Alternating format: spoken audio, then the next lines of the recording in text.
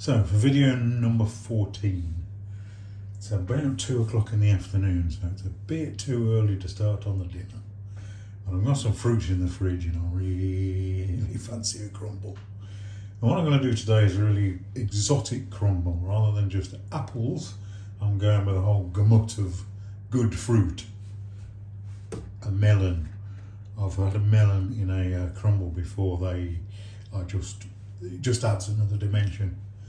Today we've got a few strawberries left, we've got the traditional apples, I've got a couple of old pears and these beautiful sable grapes. They've got a taste all of their own, much better than standard grapes. So that's the fruit. The crumble is going to be made with the butter, the flour and the sugar. How I make my crumble is I make it really compact and almost like a shortbread. It's, you know, when you're sort of banging it, it's hard to get into when you've finished cooking, but it's gorgeous. For the oven cooking, I'm using the smallest of my Dutch ovens. You can see in the background my Le Creuset. It's far too big for this. It's alright for casseroles, but a crumble you only want one this size. Today is brought to you by a cup of tea. It is only 2 o'clock in the afternoon. Can't have alcohol just yet. Anyway, chopping. The chopping bit. God, do I hate the chopping bit in most videos. So la la la la la, chop chop chop chop chop, in there, chop chop chop chop, la la la la, whatever. Cup of tea.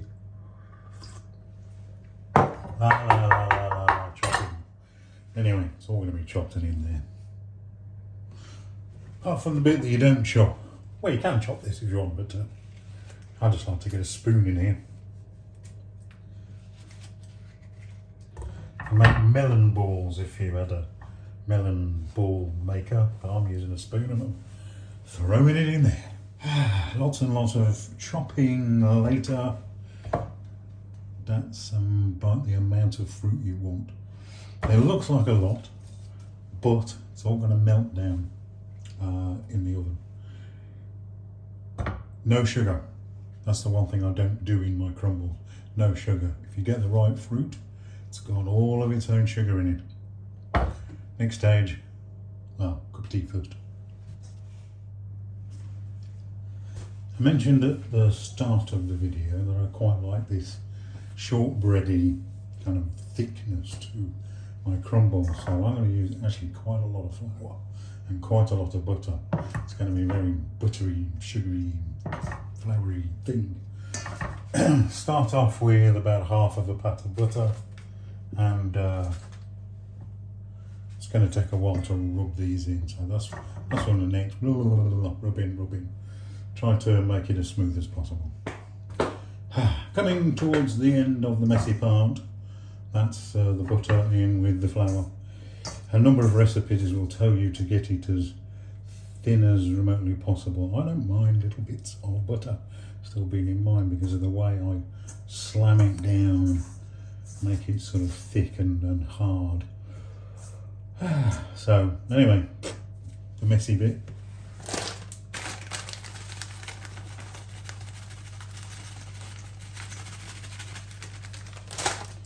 A generous amount of sugar. Keep turning that until it's ready. It is ready. You can see that now. So what we're going to do is just pile that on there.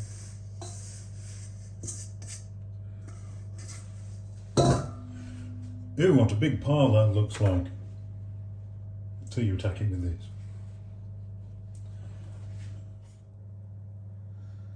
The crumble is out of the oven. Very nice. Let's have a dig in. Oh yes. Oh yes. A nice bit of fruit at the bottom. Oh yes. I'm not going to make a mess of that anymore, but I can feel the fruit at the bottom. That is beautiful.